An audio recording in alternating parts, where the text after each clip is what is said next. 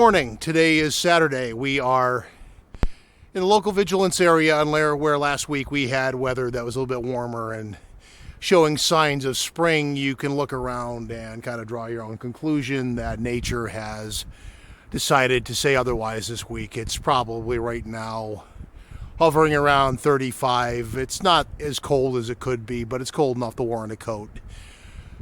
You got snow on the ground. You can see that. So tracking is good for today. I didn't come up here with a lot of agenda otherwise, so we'll do a lot of that.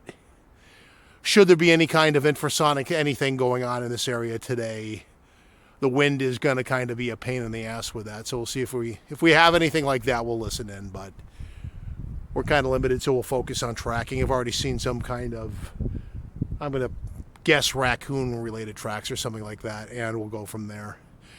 That's the plan for the day. We're in that time of year where winter just doesn't want to let go. I was looking at the cameras on the highway in Vermont, actually thinking that there was a chance I might get up there today, and the lens of the traffic camera along the side of Route 9 being thoroughly covered in snow was kind of a discouraging factor. So we'll watch again next week. We'll go from there. Till then, let's get moving. Let's see what we find in the way of tracks and anything else, and we'll see where the day takes us. Thanks.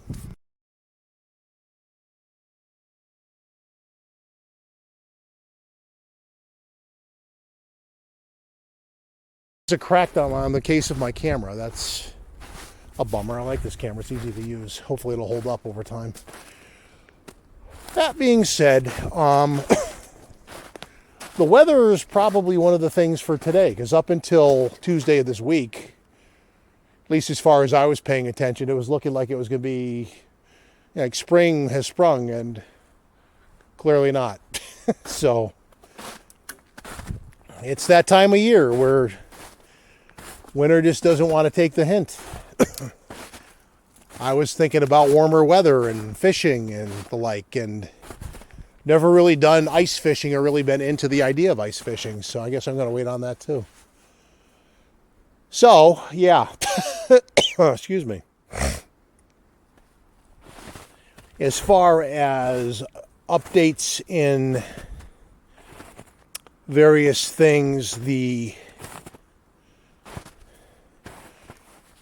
hasn't really been a lot going on this week, that unless I haven't been paying attention, and granted I had a busy week at work, so it might not be that it is. So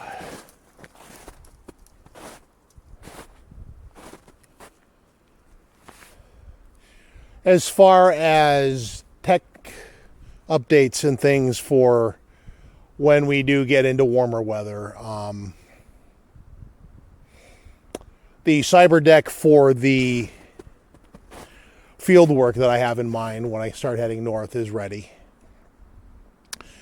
Last week, early in the week, I have the solar panel ready, so it is solar chargeable. It is about as field friendly as it can be done, with the amount of materials that I had available at the time. There will be modifications or adjustments as I take it in the field and find a need or don't. I fine-tuned and have 3 LoRaWAN transceivers ready to go, and they should outdoors anyway have a workable range for a mesh net of about 2 to 3 miles from one to the other. So there's the matter of learning how to effectively leverage that out in a place like this, because out here conceivably you might even have a greater range. The crux of it being learning how to effectively power the thing for the amount of time you're going to need them out there, which in all realism, a scenario would play out for like a weekend expedition from Friday, Saturday, Sunday. So maximizing that 72 hours, which is not undoable.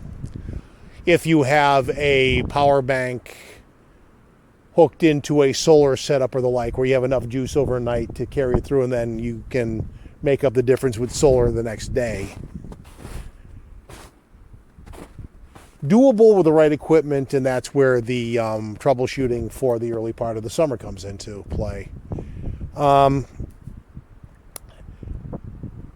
The beefier of the two drones that I have that would be more capable of handling a thing like today, although the wind, such as it is today, I didn't check the miles per hour, but it's enough that even my Spark is going to probably stay on the ground because it wouldn't be happy out here. It may still be usable on my older phone because it's not hooked up to 4G and therefore I can't force an update. So the old version of the software may still work. Otherwise, I'm waiting for DJI to get off their ass and do an upgrade to the DJI Go 4 app, which is suddenly no longer supporting my particular form of Samsung phone. So I either have to get some kind of a track phone thing or something cheap enough to do that, or else I need to think of an upgrade, which there's nothing wrong with the drone. That's what ticks me off. There's really no reason to get an upgrade other than, you know, the makers of the thing have apparently decided that supporting it on a Samsung Galaxy 10 is just not worth it anymore. I'm certainly not going to shit out $1,000 for a new phone solely to fly a drone. Because frankly, the new drone you can get for probably half that. If you're gonna spend that money, you know, for other reasons, I really just would rather not, because it's a frivolous buy if I don't need to do it.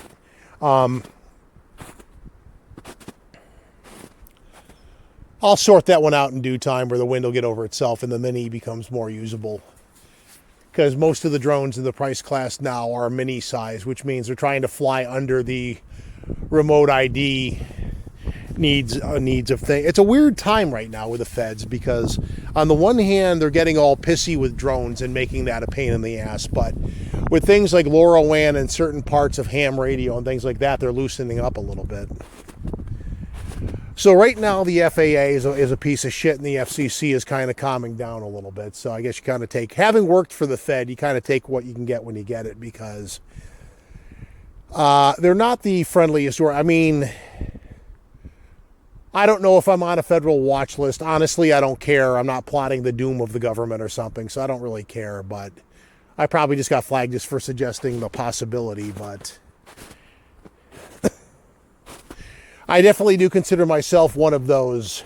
I love my country. I do not trust my government types. I don't apologize for that. I'll even go so far as to say I give zero fucks for what party affiliation you hold, right or left. The mentality I just handed you is effectively a necessity for either one.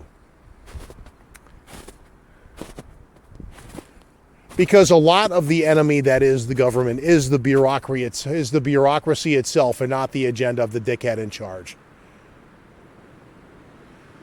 I'll leave that where it is. That's as politically motivated as this is going to get. Let's move back to where we were.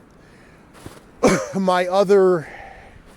have another cyber deck in progress, which could become a field-friendly one if I got a hard case for it. Right now, it's more of a homebound model. It works, but it's got a lot of moving pieces, and there are a couple of things I need to fine-tune. I was hoping to directly attach it, the Raspberry Pi, to the Raspberry Pi 400 by way of a GPIO pin attachment, but this being a learning curve where I don't know certain things until I kind of hit upon the limitation, you cannot power something by way of a USB connection at the same time that you're powering something by way of a GPIO pin connection, because it apparently just doesn't work that way. It won't power up with the one thing on. So the one powers up, the other one does not. So if you want them both to power at once, you kind of have to have them as separate units, which means I have a Raspberry Pi Zero, which is this little dinky computer the size of a stick of gum, basically, that I can... It's got an operating system on it, and it's going to operate as a headless server, which basically means the software's on it, the hardware's there. You have software running on it once I correct the version I have on there to do what they call RDP, or remote desktop. Basically, you work it by remoting into it, or else it's automated, and you just have it doing what you need to do by way of doing that. There's a couple of things I can do with that, so it's going to be more of a tinker toy right now. An interesting communications use for it. For those of you that are more techie and will know what I'm talking about. For the other ones that are not, don't, just bear with me for a minute. I'm kind of in techie mode. There's a Python script that can be run that allows, with the right mix of technology, to send email by way of packet radio over ham radio or GRMS radio frequencies. And to do that legally, that would require that I basically fork over $35 to the Fed, last I knew, for a GRMS,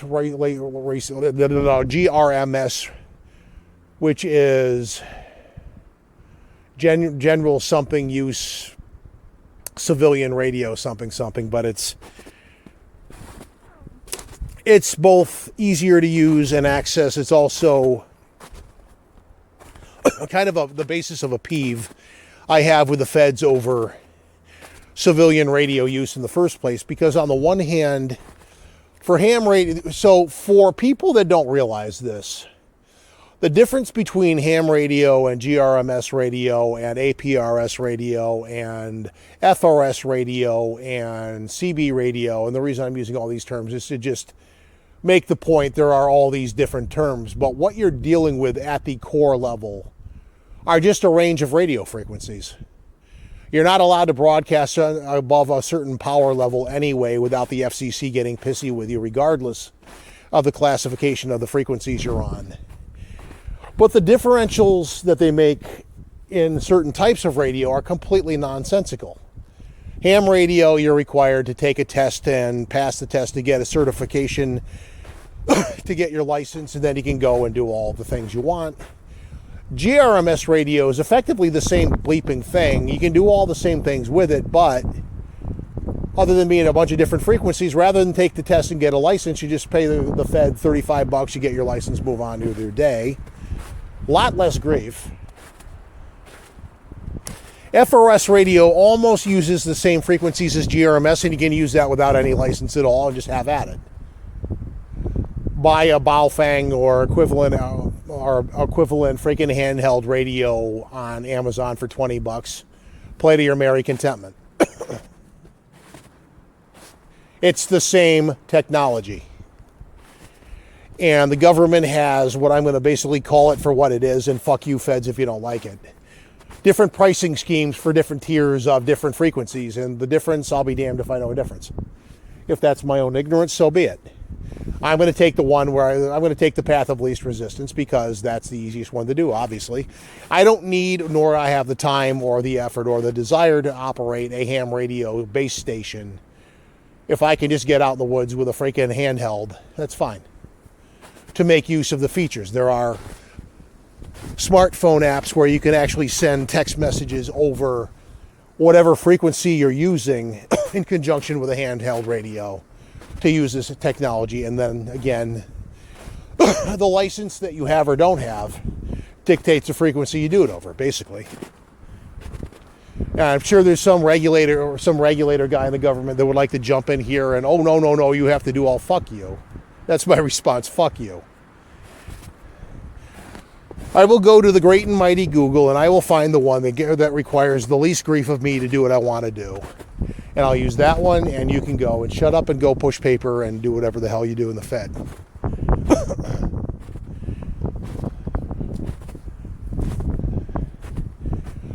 And again, I'll point this out. For all those people that think I owe them respect, I worked for them. I worked among them. No, I don't. Worst job I ever had. We're not going to go into that, though. It's the only job I ever had that put me into therapy.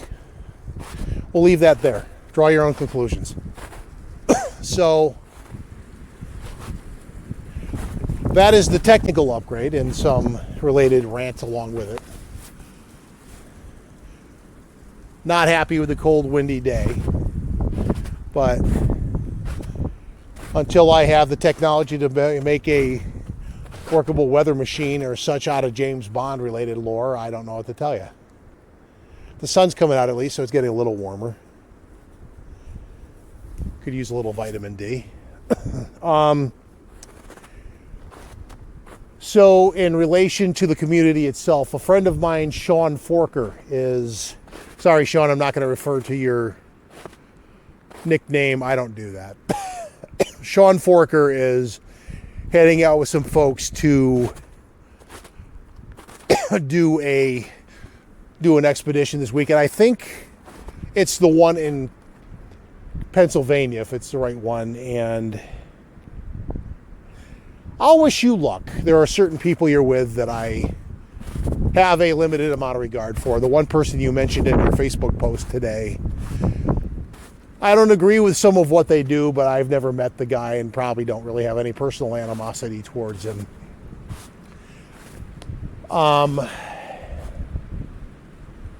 The other guy, if it's who I suspect is throwing the affair,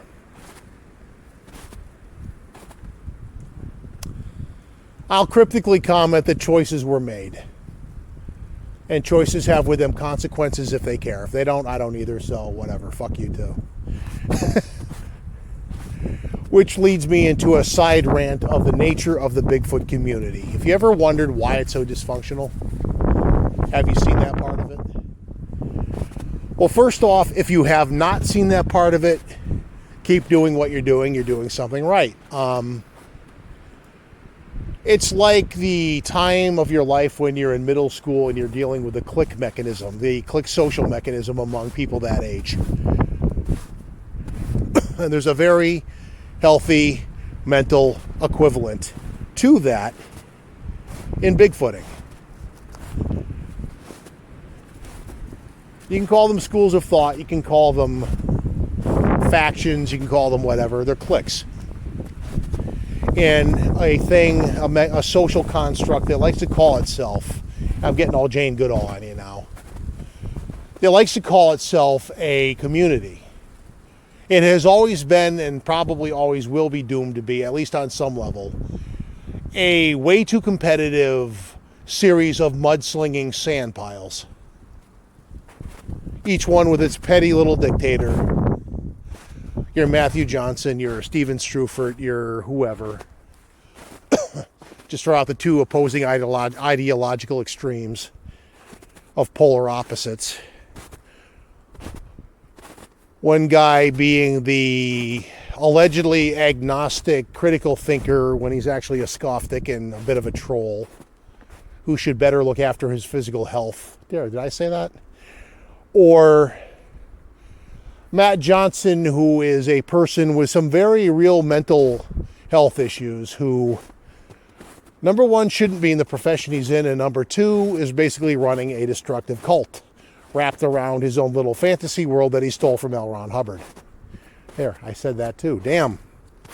I'm real diplomatic today. And then you have the people on the sidelines that I'd be remiss if I didn't mention certain people.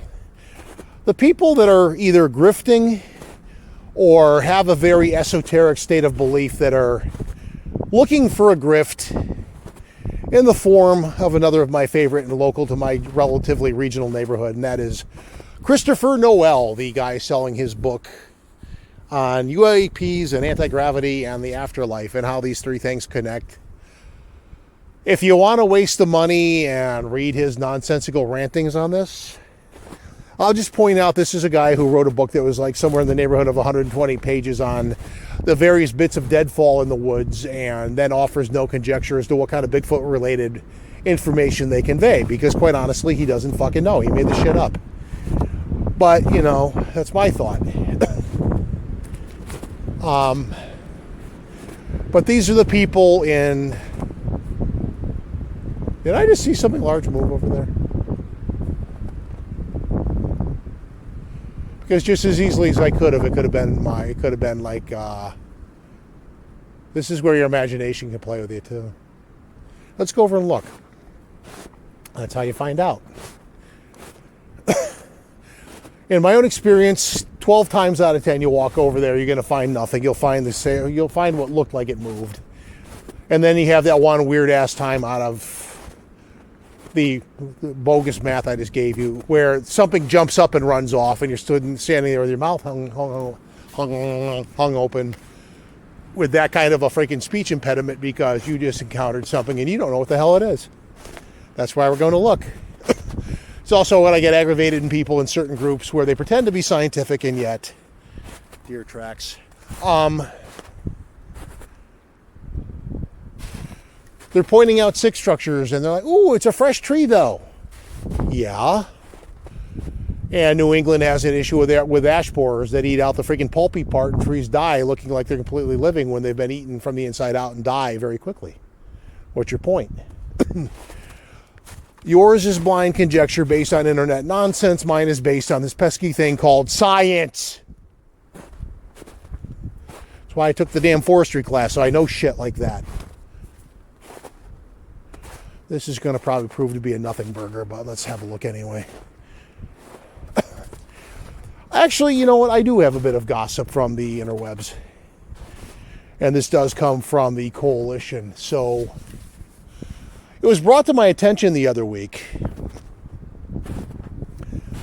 that I had chimed into a thread, which is interesting on two levels. Because on the one hand,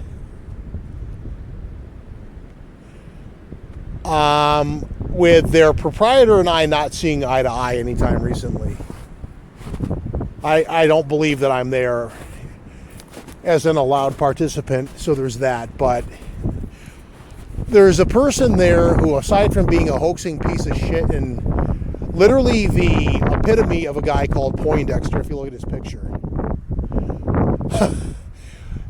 he made the comment, I thought he was dead. When did that happen? So I actually do have the opportunity today to report to those that might think otherwise that reports of my demise are a product of a certain Henkez's delusional imagination. Where the fuck did that come from? He made a comment, though, and I actually went and read it. I saw that myself, and I thought he was dead. Huh? When did that happen?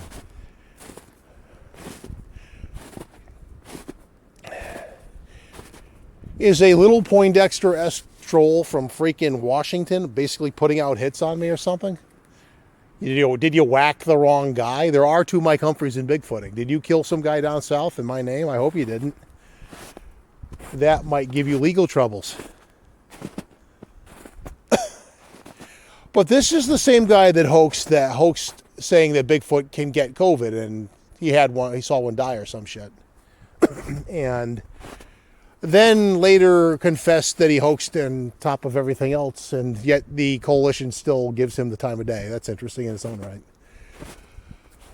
Showing a wee bit of hypocrisy on their part, but hey, you be you. You do you, you be you. You're a bunch of idiots anyway, so who the fuck cares? Jimmy Crackhorn, he don't care, and I'm going to follow his fine example. Except for the cracking corn, because I don't know what the hell that means. All right, we're rambling, so we're going to basically take a break, and we're going to have a look-see and see what we can find other than Bambi tracks, and then... So what I saw potentially move was in here and is either a product of forest-related natural phenomenon, my imagination, or both, because there's clearly nothing here that would jump up and spook the crap out of me until, of course, I'm about to turn off my camera. But I'm going to look for tracks, and I'm already not finding anything. So as I said, 12 times out of 10, it's a big fat nothing, and that's going to prove to be the case this time too.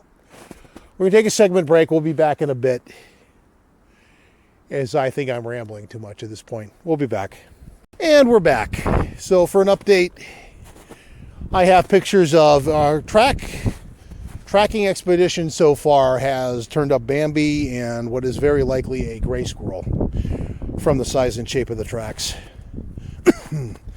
Although he may have dropped out of a tree or something, because he made a couple of tracks that were pretty very well defined. I appreciate that.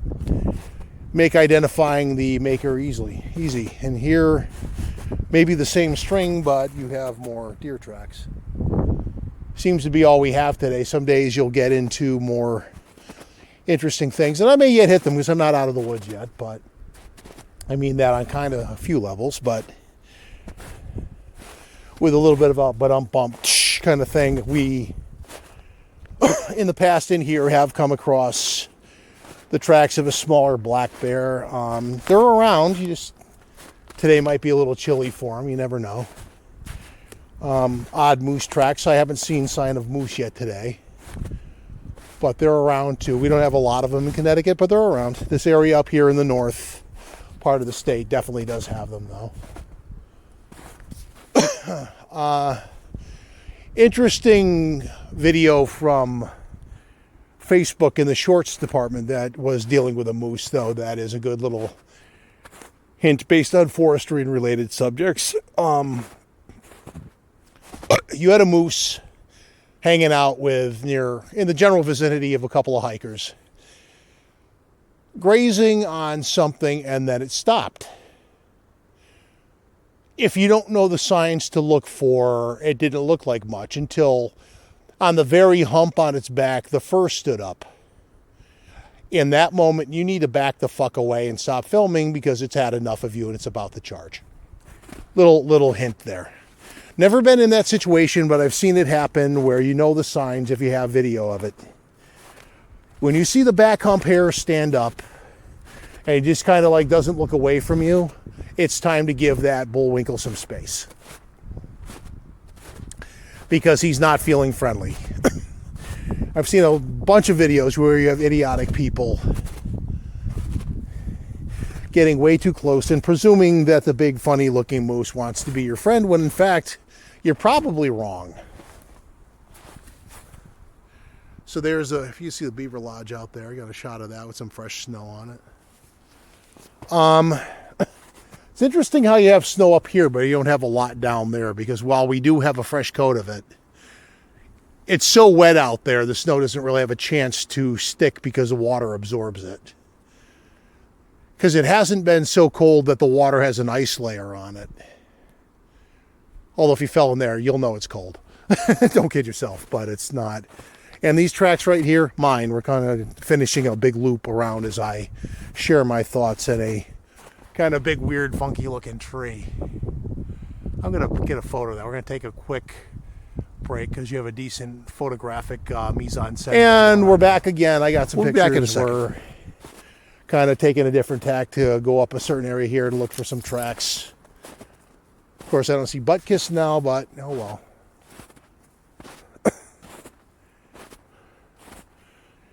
Not sure what to tell you about that. Sometimes you have a lot of wildlife in an area, sometimes you don't.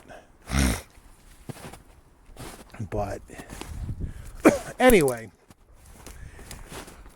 I think unless something occurs to me on the way out, or I walk right up on a Bigfoot on the proverbial thinking stump. Jeez, I can't talk today. Thinking stump doing his business. We are about there for today. It's the other thing going on that is not readily apparent to folks is the snow today, because it is warmer, is wet. And boots that claim to be waterproof are often water resistant, which means as I wade through these lovely prickers, see the pretty thorns,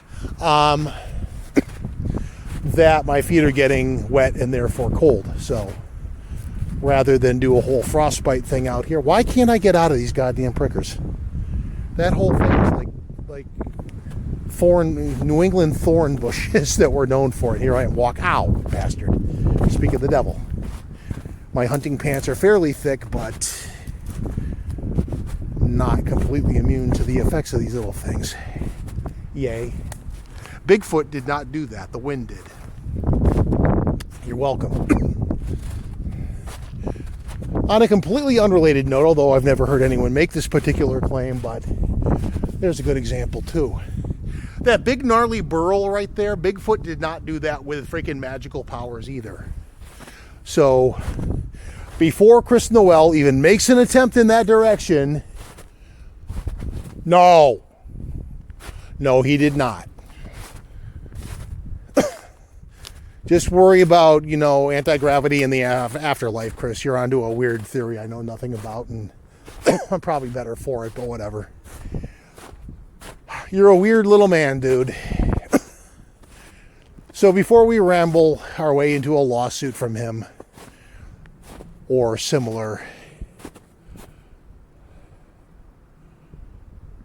this is going to be the outro, I guess, because we're about where we are. So, like, subscribe, thumbs up or thumbs down, or he can... It'd probably be more productive if he just called me an arrogant prick who doesn't agree with him, which is fine. Which is really all this is. Of course, if you were to go into a courtroom selling your notion of the basis of your book, that would be like getting into a litigious situation with Matt Johnson.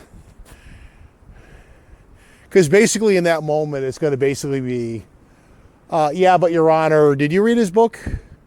Yeah. I'm going to call this one there. As well, you probably should. At which point, the author of the Zorth-related nonsense gets ordered into a little bit of a psych stay because, frankly, if you read his book, you'll see why. If you don't read your book, you save some money. So, yeah. Anywho, like, subscribe. Didn't really have an agenda for this one, and I think we found the tracks we're gonna. So if you want me doing something else, number one, the weather should change. This has grown rather tired.